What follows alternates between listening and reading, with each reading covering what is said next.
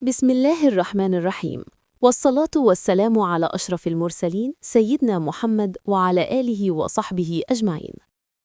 واش عمرك فكرت إن غير مسحة واحدة ديال كود صغير ممكن تفتح ليك باب ديال معلومة مفيدة أو باب ديال مصيبة رقمية؟ هاد المربع اللي كيشبه الزخرفة سميتو رمز QR، يعني Quick Response، يعني استجابة سريعة. وهو كود بصري بسيط فيه رابط أو معلومة كتقرب الكاميرا وتفتح الموقع في الحين.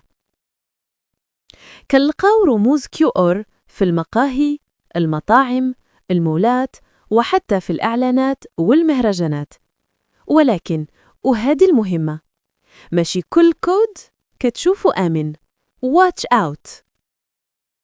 راه كاينين اللي كيديروا رموز مزورة باش يدخلوك المواقع خابثة، تنزل برامج تجسس أو صفحات تصيد كتطلب منك رقم البطاقة ولا الباسورد، أو حتى شبكات واي فاي وهمية تسرق بياناتك بلا ما تحس. وفي بعض الحالات ممكن يتبعوك ويتعرفوا على سلوكك اليومي. Amazing!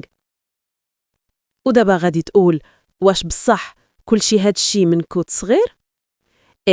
لأن بزاف من الشركات والأماكن كيجمعوا البيانات ديالك باش يعرفوك مزيان، من الاسم للإيميل للرقم وحتى الوقت اللي كتدخل فيه للموقع.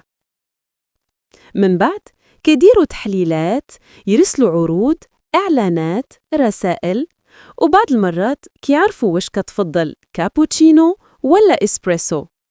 الذكاء الاصطناعي خدام، والمعلومة هي البترول ديال العصر. ولكن المشكل كيبدأ ملي هاد المعلومات توصل لأشخاص أغلط، هاكرز أو مواقع مشبوهة أو حتى برامج تجسس. وهنا السلامة الرقمية كتولي ضرورية. باش تحمي راسك، خود هاد النصائح بعين الاعتبار. 1. ما تمسح حتى كود ما متأكد من المصدر ديالو. 2. قبل ما تفتح الرابط شوف واش فعلا تابع لموقع موثوق. 3. استعمل تطبيق كيف حصر الروابط قبل ما يفتحها. 4. دير التحديثات وفعل جدار الحماية. وديما إلا اضطريت استعمل VPN باش تبقى معلوماتك في أمان.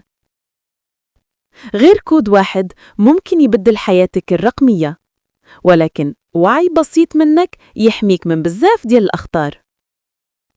فكر قبل ما تمسح، وخلي سلامتك الرقمية فوق كل اعتبار. وما تنساش إعجاب، اشتراك، وشارك الفيديو مع صحابك باش توصل للنصيحة للجميع. والصلاة والسلام على سيدنا محمد وعلى آله وصحبه أجمعين.